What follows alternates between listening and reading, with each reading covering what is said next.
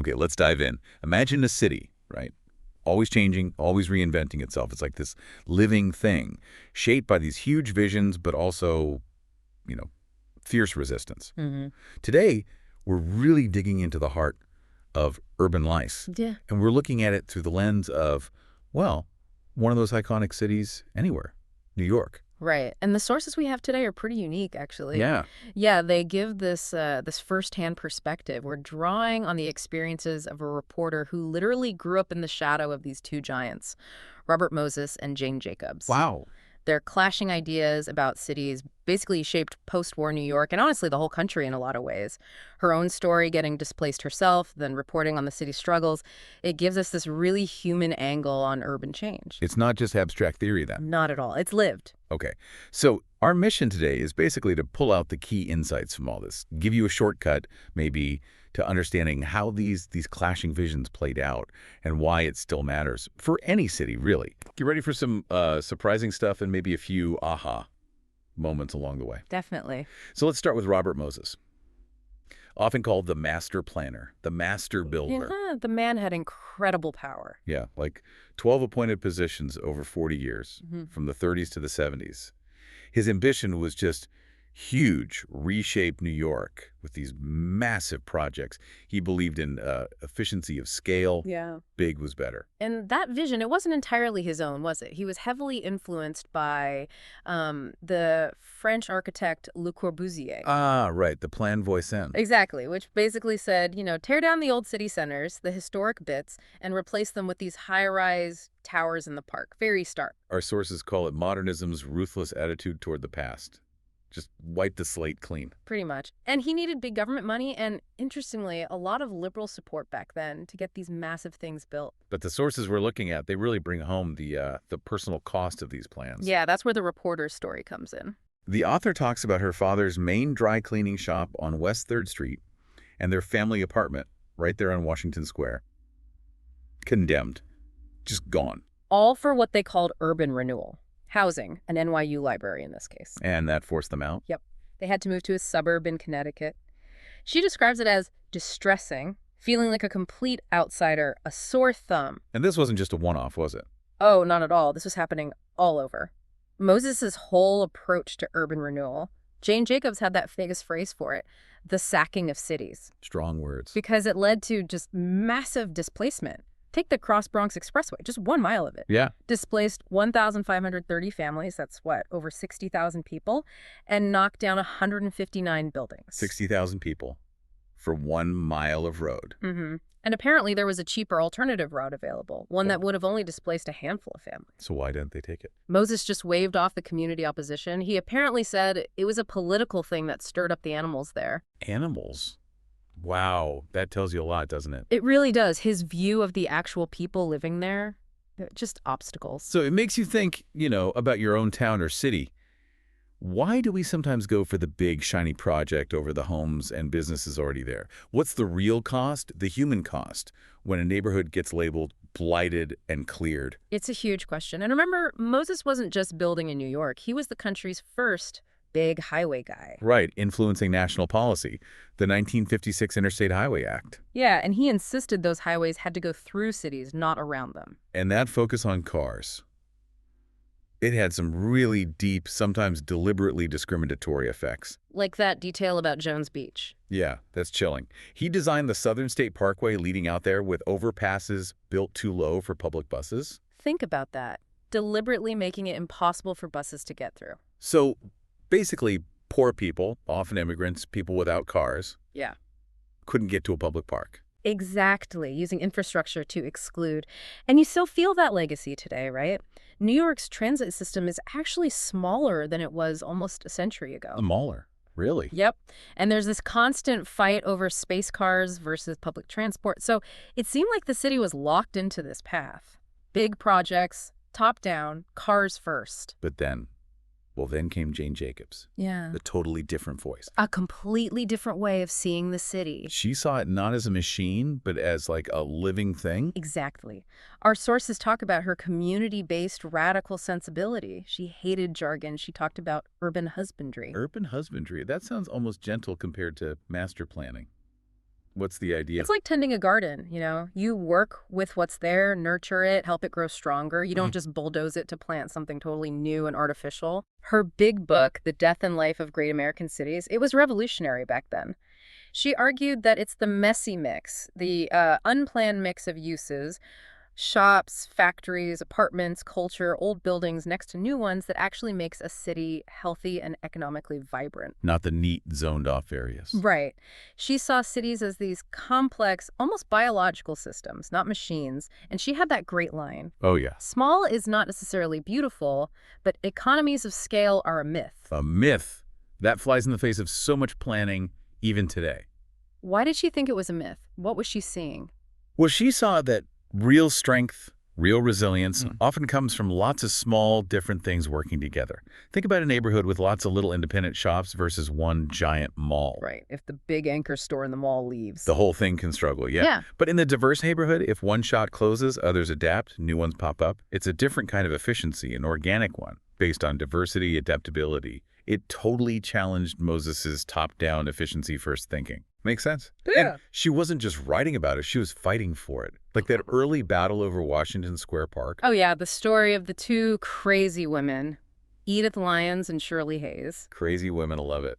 They pushed to close the park to traffic. Moses hated the idea, obviously. So how'd they win? They were clever. They suggested trying it just on a trial basis. Ah. And guess what? All the chaos Moses predicted didn't happen. No gridlock. Nope. In fact, traffic around the park actually went down. Down? How does that work? It was a huge lesson, later backed up by studies. The idea of induced demand. Basically, if you build more road space, more traffic just appears to fill it.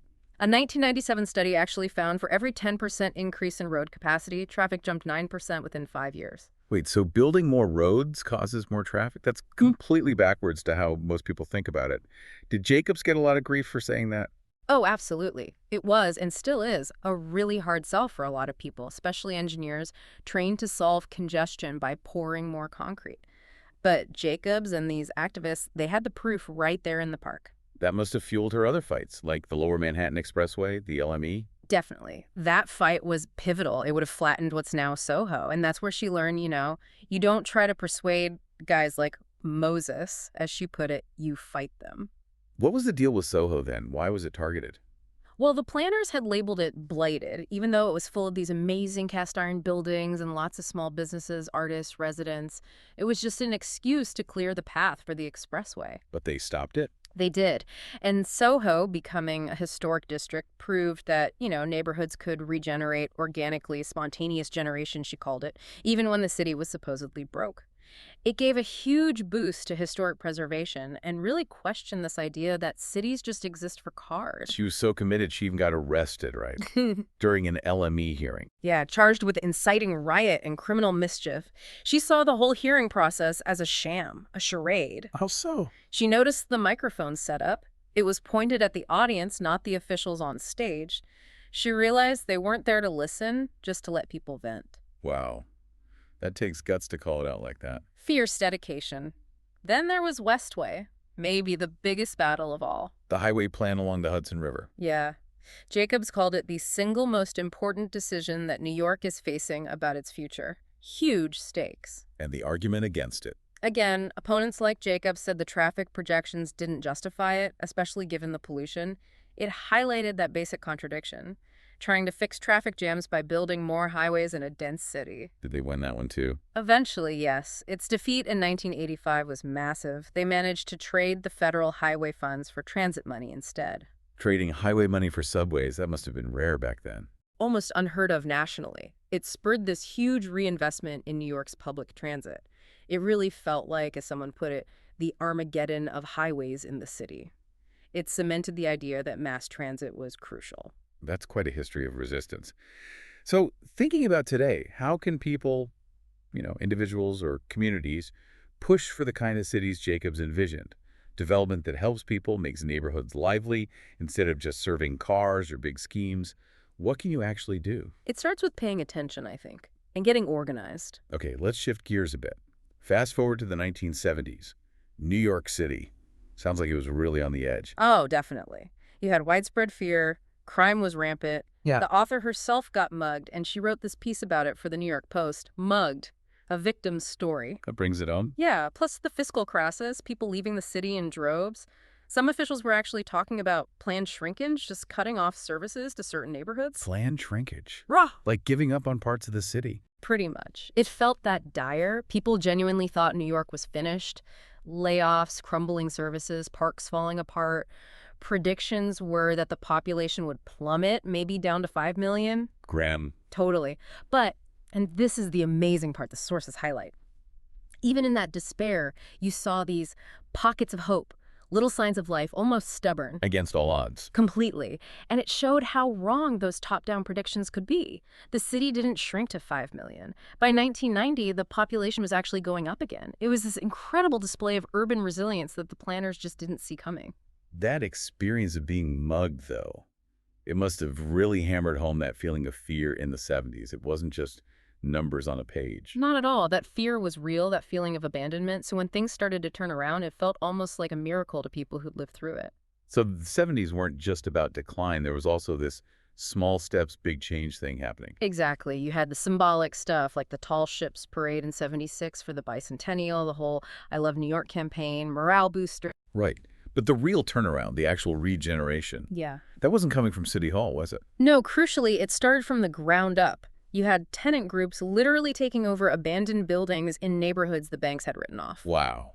Just moving in. Yeah, and fixing them up. Then came the Community Reinvestment Act in '77, which basically forced banks to start lending in those underserved areas again. And surprise, surprise, they found profitable local markets they'd been ignoring. Huh. Imagine that. And you saw this new entrepreneurial energy, like Florent Morellet opening his diner in the really rough meatpacking district, or the first women-owned businesses popping up on the Upper West Side, little sparks of new economic life. And preservation played a role, too. Huge role. Saving Grand Central Terminal in 1978, that was a massive victory. It built on Jacobs's earlier fights and battles over buildings like the Ansonia Hotel or the Tweed Courthouse. It showed the conversation was shifting. It wasn't just whether to save a landmark, but how to reuse it creatively. That's a big shift in thinking. So it makes you wonder, what small things are happening in your own community right now? Things that look maybe insignificant, but could be the start of something bigger. Because this next part is where Jacobs's ideas get really powerful. Right. That whole shift from needing a giant project to just nurturing what's already there, it changes everything. And this gets to what I think is Jacobs's most profound lesson. Which is? That authentic regeneration is a process, not a project. It's slow, cumulative, beneficial change. It doesn't wipe out what makes a place unique. A process, not a project. Okay. So it's about spotting those quiet beginnings, the organic stuff. But if you're a planner used to big blueprints, how do you even see these precursors, as she called them? That's the key, isn't it? Recognizing the precursors. Those small, sometimes scattered, often unplanned initiatives that spark positive change. The huge mistake of the Moses era, she argued, was only seeing the new, the big, the efficient, the planned. They couldn't see the value, the potential in what was already there. So the job isn't always to build something new, but maybe just get obstacles out of the way. Exactly. Nurture the precursors, remove the barriers, let the organic growth happen. Don't always impose the grand vision from above. Okay, let's look at some real-world examples today, like urban manufacturing. Yeah. Planners often look down on industrial areas, Right. want to replace them with condos or something. Yeah, but look at David Sweeney's group in Greenpoint, Brooklyn, the Greenpoint Manufacturing Development Corporation. They take old, underused industrial buildings and turn them into incubators for small businesses. And it's profitable. Or the Brooklyn Navy Yard. It's got like 230 businesses, 5,000 employees, and a huge waiting list. It proves manufacturing isn't dead in cities. It's actually vital for economic diversity. Professor Saskia Sassen says it clearly. Urban manufacturing needs to be done where it is used, close by, efficient in a different way. And urban farming, urban agriculture, that seems like another perfect example of big change in small doses. Totally. Think about the Green Market program Barry Benepe started in Union Square. It began partly to help struggling upstate farmers. Right, connecting city and country. And it ended up totally revitalizing that whole neighborhood. Or community gardens in places like East New York or Red Hook. In Red Hook, high school kids run a 3-acre farm. They sell $25,000 worth of produce. They create jobs. That's amazing, building community, better food, local economy, all from a garden. Exactly. Classic precursors. And the sources bring us back to the author's own big project, restoring the Eldridge Street Synagogue. That took, what, 25 years? A huge undertaking. And it became this amazing example of green preservation. Green preservation. Yeah, showing how saving old buildings is actually super sustainable. It ties into localism, buying materials and services nearby, and recycling. They use recycled blue jeans for insulation in the synagogue. No way. Blue jeans. And plastic milk jugs for partitions. As Richard Moe from the National Trust for Historic Preservation puts it, preservation is sustainability. Buildings are vast repositories of energy. Think of all the energy embedded in the materials of an old building. Makes total sense. Tearing it down wastes all that. Exactly. And we've definitely seen a shift away from Moses's cart-first approach in many cities, too. Yeah, cities are actually tearing down elevated highways now, converting freeways back into boulevards, putting in bike lanes, pedestrian plazas. Like Times Square. Precisely. Jeanette City Khan's work there, turning it from a traffic nightmare into a place for people. That's pure Jacobs. Putting people and transit first, creating spaces for connection, not just cars. Portland, Oregon is another great example of balancing transit, bikes, pedestrians, and cars, proving you don't need endless road expansion. That induced demand idea again? It's not like the Moses way of thinking is totally gone, is it? It feels like his ghost still hangs around some planning departments. Oh, for sure. Our sources point to examples like Atlantic Yards in Brooklyn, or Columbia University's big expansion into Harlem, or the plans for Willets Point in Queens. What's the issue there? Well, they're described as Moses clones. Why? Massive scale, displacing people and businesses, declaring existing viable communities blighted just to clear them out. And using eminent domain. Right, using the government's power to take private property, not really for public use, but to hand it over to private developers. That's a really controversial use of that power. In the Columbia case, the New York State Court of Appeals actually threw out their blight designation, calling it mere sophistry. Mere sophistry. Ouch. That's a strong rebuke from the court. It really is. So then it leaves us with this big question, doesn't it? When is progress just repeating old mistakes? And how do we make sure development actually benefits the community, not just the developers with the grandest plans? These aren't just New York problems. Not at all. As the author says, too many people think the most important thing about anything is its size instead of what's happening. What's happening on the ground?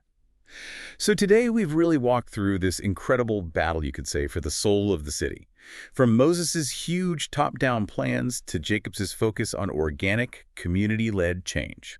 We've seen how those big decisions ripple down and affect real lives, and also how small grassroots actions can, sometimes against all odds, change the course of a city. Yeah. And maybe the big takeaway, connecting it all, what if we really trained ourselves as citizens, as people involved in decisions, to always look for those precursors first? The small organic thing. Yeah, and resist that knee-jerk reaction to impose the big solution from above.